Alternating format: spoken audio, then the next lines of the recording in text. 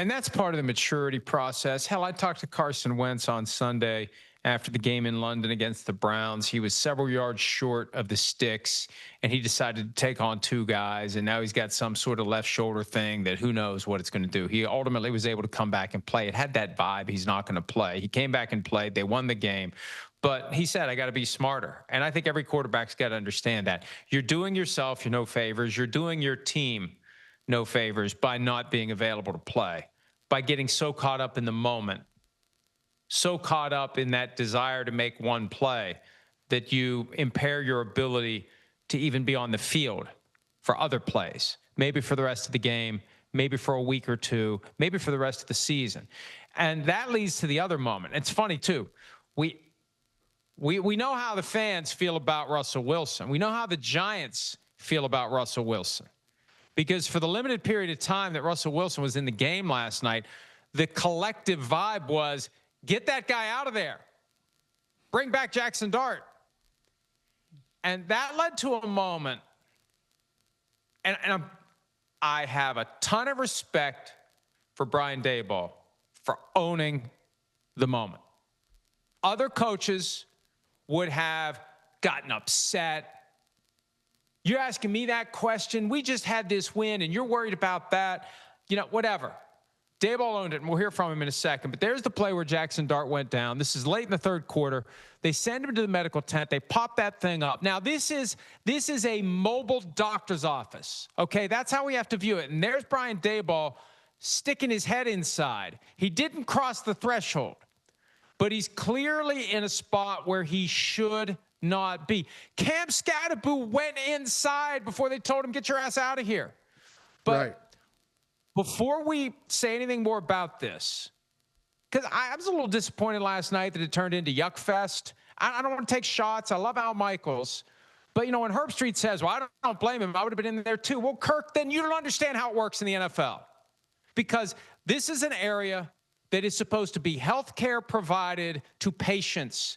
That's what the tent is. It's the little portable doctor's office where we're going to assess the patient to decide whether or not it's safe to put him back on the field and play football and possibly risk a second concussion. We need to figure out whether or not he has one, because we can't put him back in with one, because then he can have two.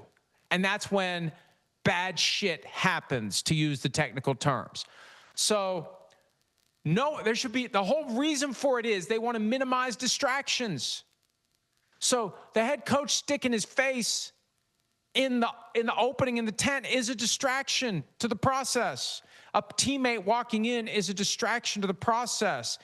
And, you know, the folks on TV, they did it before the game, they did it during the game, they did it after the game, not before, but it didn't happen before the game. During the game and after the game, like, it was one big joke. It's not a joke. It's not a joke. Right. I thought we knew by now that this is a big deal. And it needs to be taken seriously. And we need to have the time to ensure that the player is capable to go back in. So that was a rough look for everyone. Not for the doctors, but it was a rough look for Brian Daboll. And I don't think it was handled. And again, I'm always nervous saying this because I don't want to get any phone calls. But in moments like that, you need somebody with a microphone saying, wait a minute, hey, this shouldn't be happening. Not, I don't blame him. Somebody should say, this shouldn't be happening. They need to do a proper evaluation of Jaxson Dart before he goes back in the game. This isn't something you rush, right? You can't be a fast cook with your grits. You can't rush this. I'm a fast cook, I guess. No. There's no magic grits, and there's no magic concussion evaluation. You got to have the opportunity as the doctor to properly do it. Yeah, I'm with you.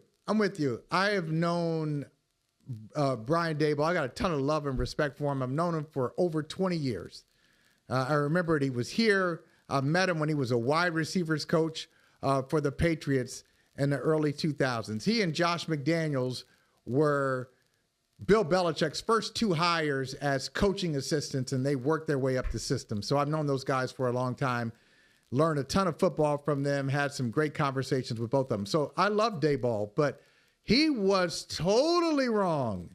He was totally wrong in this situation. Mike, you mentioned, and I'm glad you did the analogy, it's like a mobile doctor's office. And it's a mobile doctor's office that is imperfect. Let's just call that out. I understand what the NFL is trying to show people, that head trauma matters and we're taking concussions seriously. But if you talk to any doctor, would a doctor say, to understand if you have a concussion, ideally, would we be in a stadium with 70,000 people screaming? Julian Bales told me years ago, the only way to do a concussion evaluation is take the guy to the locker room, take his shoulder pads off, give him some Gatorade, sit him on a couch, give him 15 minutes. That's the only way to do it properly. Absolutely. So we're all playing the game. We're all winking as if going into the blue tent solves the problem. And once, hey, they come out of the tent, oh, he's all good. And so Daboll's explanation, his apology, actually made it worse, because that's the issue. Coaches should not even be they shouldn't be within 20 feet of that tent because of what Daboll said. I understand what he's saying, but that's the problem. Well, hey, I'm going for it on fourth down, and I need to know if I'm going to call a timeout or anything. And he's not giving me enough information. Hey, when is this? This needs to happen faster. You can't think that way. When the guy goes into the blue tent, you have to forget about him and let the doctors handle it. And then when the doctors tell you he's available or not, then you respond accordingly. But you cannot go over there just to check, because what you tell me affects what I'm going to do on the field. That is so wrong. And I think the league should come down hard in this case. I'm not saying he should be suspended or anything, but this is a strongly worded statement. It may even be a fine, honestly. You can't do that. It just sends the wrong message. I think as long as we regard this as what it's supposed to be, it's a replacement for losing key players or any players for an extended stretch of real time to do a proper concussion evaluation. So you can't even begin to do a proper concussion evaluation just standing on the sideline with all that activity. It's overwhelming. Okay. So you get the tent, and the idea is we're going to have something that simulates the locker room, but it's not nearly the same degree of privacy and calm. And when you start messing with that, and I don't think the league would do this because they want to have the players back on the field as quickly as possible as well. But the only alternative is your quarterback gets walked slowly into the locker room, and you're going to have Russell Wilson for a drive or two. And then when he gets cleared, he'll come back, and maybe you won't be winning the game then. So I was writing it up before I heard Daboll's quotes, and I'm glad he said what he said, because, you don't want to be Dr. Doom or Debbie Downer about this, but I thought we knew by now. Like, these are well-settled concepts. Let's not get numb to them. We understand the importance of making sure a guy is okay to keep playing. And that's why I think the league will react. I suspect, if nothing else, there's going to be a memo to all teams that go out today reminding everyone, doctor, keep your ass away from the tent, and there will be significant penalties if you go anywhere near the blue tent, or any players that go anywhere near the blue tent other than the player that's supposed to be in it. And I won't be surprised if there is some punishment for Brian Daboll. And he walked right into it, as you said. Let's have a listen and a look at Brian Daboll meeting with reporters after the game and taking full responsibility for his effort to hurry this thing up. If you've ever been on an NFL sideline, there's a lot of emotions. I know I was asked about gloves the other day. There's a lot of emotions. And I certainly am an emotional guy. I apologized directly to our team physician. I just wanted his ass out there if he was okay, but I wanted the process. Like, we were getting ready to go for it on potential fourth down. I would have burned a timeout if he could have came out there. So I was asking, how long is it going to take? So, again, you want your guy out there, not at risk of anything else, but, he came out, and I think he's going to be good. I'm like, is he going to be good or not? I'm going to call a timeout on fourth down and go for this son. You know what I mean? So I love our doctors. Pat, I'm sure you're going to ask me about that, so I'll just give you the answer. I apologized. I was in the wrong. Makes it easier for the NFL to send him a letter today saying that, or the Giants, they may do like what happened with Jonathan Gannon for laying hands on Amari DiMarcado. Give the team a chance to take care of it first. And if the team doesn't, then the league will. But I think, I mean, he knows he shouldn't have done it. And the mere fact that emotions get involved make it important. I mean, do they need a security guard for the blue tent? Maybe they do. Maybe there needs to be a league official there who's in a position to create a perimeter so everybody else stays the hell away.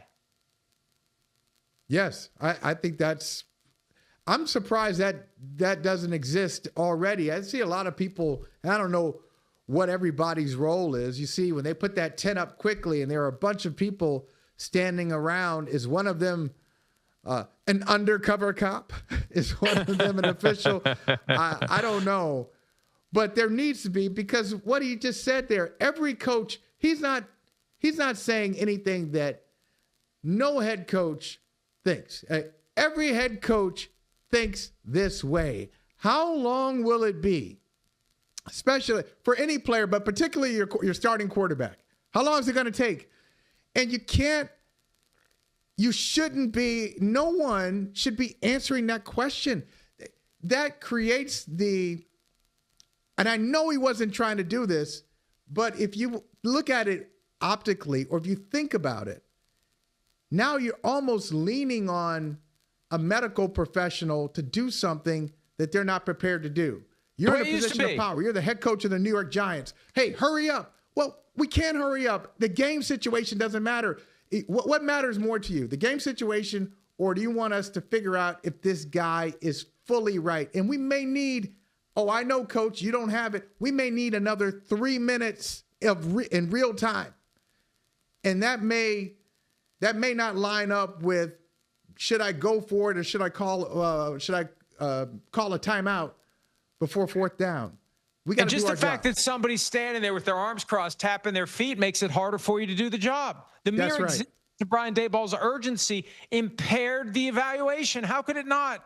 And that's why they have an independent, unaffiliated neurotrauma consultant. They understand that the doctors who are bought and paid for by the team are going to, at some point, be influenced by what the team wants. Because if the doctor doesn't give the team what it wants, the team's going to hire a doctor who will give the team what it wants. That's human nature. That's why the NFL involves unaffiliated physicians to make these decisions. So, you know what? The more we talk about this, and let's roll the B-roll again on that. The more we talk about it, the more I think about it, the more I think that the league's got to come down on Brian Daboll for this. Now, I don't know what the time lapse was between Jaxson Dart going in and Brian Daboll going over there.